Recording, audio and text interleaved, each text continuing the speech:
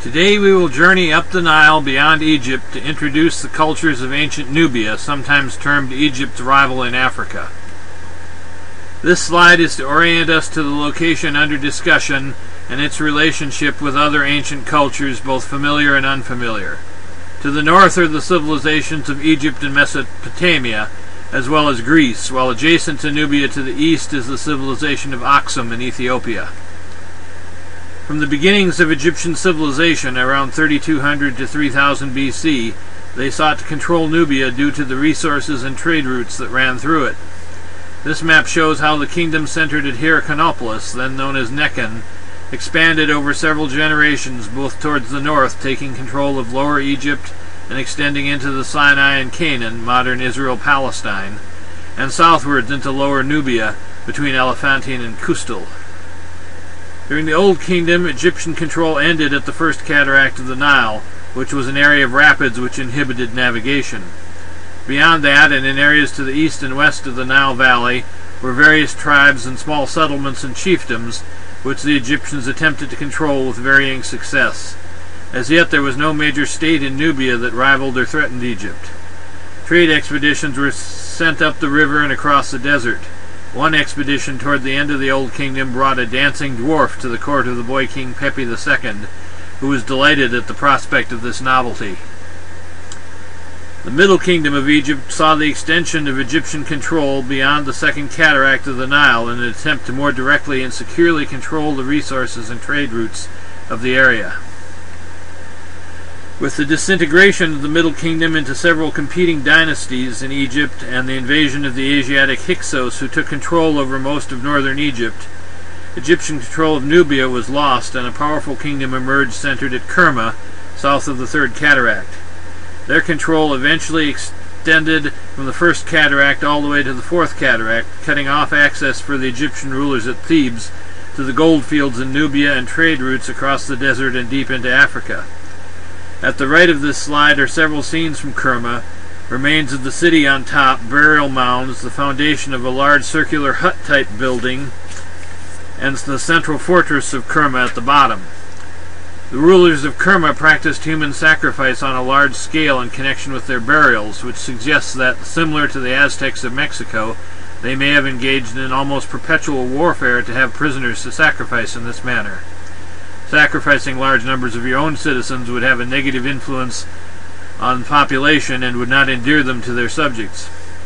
This was a practice which had ended fairly early in Egypt with the substitution of miniature figures and paintings, which would magically be endowed with the ability to serve the deceased ruler. In conjunction with this, it can be noted that how, south of the Third Cataract, their territory seems to have been confined to the east bank of the Nile. Around 1550 BC, the ruler of Kerma attempted to conspire with the Hyksos ruler of northern Egypt to crush the native Theban kingdom between them, communicating by way of the oasis trade routes in the western desert. Some of these messengers were intercepted, and this led to an all-out war by the Theban dynasty in the New Kingdom period. The first dynasty of the Egyptian New Kingdom was in fact a continuation of the previous Theban dynasty of the Second Intermediate period. The first king of the New Kingdom was Ahmose I, whose father, Tau II, and brother Kamose had both died fighting to drive the Asiatic Hyksos out of northern Egypt and reunify the kingdom. It was during Kamose's reign that the conspiracy between Kerma and the Hyksos was discovered, and Ahmose I finished driving the Hyksos out of Egypt and began a series of campaigns which culminated in the campaigns of Thutmose I in 1520 BC, which destroyed Kerma and brought its king's head back to Egypt on the prow of one of the Egyptian warships. Egyptian control was extended by successive kings far up the Nile and along the Red Sea coast. Trade expeditions were again sent by river, desert, caravan, and sea to distant parts of Africa from the Egyptian court in Thebes. Under Ramses II, Egyptian power reached its furthest extent with the building of fortifications and temple complexes as far up the Nile as the Fourth Cataract at Napata. In the 1970s, a salvage campaign to save the monuments of Lower Nubia was undertaken in conjunction with the construction of the Aswan High Dam and the subsequent inundation of much of the area by Lake Nasser. Two of the major salvage works were the disassembly and reconstruction on higher ground of the temple complex of Ramses II at Abu Simbel and the temple complex at Philae, mainly devoted to the Egyptian goddess Isis, her husband Osiris, and son Horus. This temple had been a site of dedications by centuries of rulers of Egypt and Nubia, even when the two were separate and even in competition from at least the late period through the period of Roman domination. With the decline of the new kingdom, the high priests of Amun at Thebes became virtually independent rulers. Panhisi, the viceroy of Kush, Nubia, for unknown reasons moved to oust the high priest Amenhotep from Thebes and occupied the area, whether as a rebel or a loyalist to the king Ramses XI is unknown. A new high priest, Herihor, who was a former general, was appointed by Ramses XI, and he wrested Thebes from Panhisi, but failed to oust him from Kush, which was lost to the Egyptians at this time. After this time, a kingdom developed centered on the old Egyptian trading center and temple at Napata. Several generations of rulers worked to consolidate their rule in Nubia, culminating in Alara, who is credited with completing the creation of the kingdom and was honored as dynastic founder. Over several generations, their kingdom grew to encompass much of northern Sudan, and eventually also incorporated Egypt itself for a time. The Napatan rulers, beginning with Alara, aligned themselves with the cult of the chief Egyptian god Amun, at first through the temple established at Napata by the Egyptians, and later through the central temple in Thebes. Alara's nephew Pi achieved the unification of the Napatan kingdom with a reunified Egypt. This slide shows some of the features of Napata, although the settlement site itself has not been located. At the top is the holy mountain of Gebel Barkal, at the base of which was located the temple of Amun. Below it is a head of King Taharka, perhaps the best known of the Napatan rulers of Egypt, known as Dynasty 25 or the Kushite dynasty, due to his appearance in the Old Testament of the Bible in opposition to Assyrian expansion in the western Mediterranean coastal areas. The small pyramids are the burials of the Napatan kings and queens. Between the pyramid burials at Napata and the later capital at Meroe, Sudan has more pyramids than Egypt, or perhaps anywhere else in the world, although they are smaller and less impressive. The Napatan dynasty ruled in Egypt for about 60 to 70 years. Their inheritance system seems to resemble that of the Saudi royal family of Arabia, and that sons did not inevitably succeed fathers, as uncles often intervened. At that time it probably served to prevent the ascent to the throne of a minor. Taharka's conflict with the Assyrians led to their invasion of Egypt, which led to the Napatan rulers' retreat to Thebes and eventual expulsion from Egypt. This map of the extent of Assyrian domination, which reached to the borders of Nubia south of Thebes.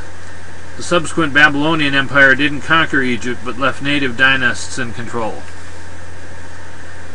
Rulers of the Napatan dynasty continued to rule Nubia from Napata after the retreat from Egypt. One of the Egyptian dynasts after the fall of Syria to Babylon, Psamtik II, launched a campaign into Nubia, likely to forestall an invasion from the south after Assyrian domination of Egypt ended. He took mercenaries from Greece and Asia Minor with him, and sacked both Kerma and Napata. When the Persians succeeded the Babylonians as the dominant power in the area, and conquered and occupied Egypt under Cambyses II, the Nubian rulers of the Napatan dynasty again felt the call to claim the throne of Egypt for themselves. This resulted in a stalemate, as they were unable to defeat the Persians, but Cambyses is said to have lost an entire army in the desert attempting to attack them. The Persian occupation of Egypt was not uninterrupted, as several local and regional leaders rebelled. One of these attempted to invade Nubia in 338 BC and was defeated by Nastasen, who erected a victory stela at Napata to commemorate it. Many of the Napatan rulers are known only from their names on tombs or inscriptions, and the sequence is often based on changes in style of decoration or imported wares that are found, except in cases such as Nastasen, which can be correlated with outside events. The defeat of the Persians by Alexander the Great and the creation of the Ptolemaic dynasty in Egypt by Alexander's general Ptolemy led to another attempt by the Nubian rulers to assert control over Egypt. This was, of course, not a rousing success, as the Nubians were lightly armed and armored, although they had iron weapons. But they would be facing Macedonian and Greek troops who used heavy armor and weapons and had just conquered most of the known world. After the initial conflict, there was commercial contact between the two states, with some Nubian rulers termed Philhellene by the Greeks, and likely Archimani, otherwise known as Ergemenes. According to Greek historian, Ergemenes overthrew the power of the Amun priesthood at Gebel Barkal, which had challenged his authority. A number of short-lived rulers marked the end of Napata as the capital of the Nubian kingdom. Conflicts with both Ptolemy I and later his son Ptolemy II led to the movement of the capital to Meroe, further up the Nile. After the movement of the capital by Archimani Ergemenes, there was no further conflict with the Ptolemies, and rulers of both kingdoms erected monuments and inscriptions at the temple complex at Philae near their border. Meroe had several advantages besides being further from threats emanating from Egypt, being at the very edge of what had been occupied at the height of the Egyptian Empire. It was nearer to a number of resources, including iron, and had more open land available in its vicinity as the Nile began to branch out into its various tributaries. Pictured here are the slag heaps of Meroe, showing the extent of its iron production, the Roman kiosk, which shows Greek or Roman influence on their architecture, and a depiction of Apidemak, the lion god of Meroe, a war god who had no Egyptian parallel, and the pyramid tombs of the kings of Meroe. When the Roman Empire succeeded the Ptolemaic dynasty with the death of Cleopatra VII and the triumph of the Emperor Augustus, the Nubian rulers again attempted to reclaim Egypt for their own. Of course, their equipage had not changed much, but they now faced the even more formidable Roman army, so they were once again defeated and Napata sacked. After the initial conflict with Rome, relations resumed similar to those with the Ptolemaic dynasty, although now Egypt was ruled by a governor appointed by the emperor instead of by an independent king. Nero is said to have sent an exploratory expedition up the Nile in search of the source and whatever resources could be found along the way, but no follow-up attempts to expand Roman rule were made by his successors. The rise of the kingdom of Aksum in Ethiopia, which controlled land and sea routes, led to the decline of the Nubian kingdom centered at Meroe. The decline of Roman power and trade was also a factor in their decline, due to their role as a conduit for materials from the East and Central Africa to the Roman world. The names of many of the final rulers of Meroe are unknown due to damaged or incomplete inscriptions. The lack of historical narrative for the kingdom can be attributed both to a lack of surviving materials and the fact that the script used by the Nubians once they ceased using Egyptian script has remained for the most part indecipherable. Another source of information would have been the Great Library of Alexandria, Egypt, but it was destroyed at some point in the late Roman period. The end of Nubian rule was marked by the victory stela of Azana, the first Christian ruler of Aksum. The Aksumite Empire at its height stretched from the borders of Egypt, still controlled by Rome, almost all the way to Lake Victoria, the source of the White Nile, and also incorporated much of southern Arabia. The decline of Aksumite power, in part associated with the decline of Roman power and the breakup of the empire and wars with Persia, allowed several native Christian Nubian kingdoms to emerge, some of which survived for several centuries before being overtaken by Muslim invaders. This map shows the situation in the ancient world just prior to the Muslim conquest, which began circa AD 632. The area which had been dominated by the Nubian rulers from Napata and Meroe is now divided amongst four native rulers after the decline of Aksum. This map portrays the outcome of the Muslim conquest of North Africa and eventual conquest of Sudan, in that the preponderance of the peoples of North Africa were converted to Islam, and a large majority of the Sudanese people who lived in the territories dominated by the old Nubian rulers were also converted.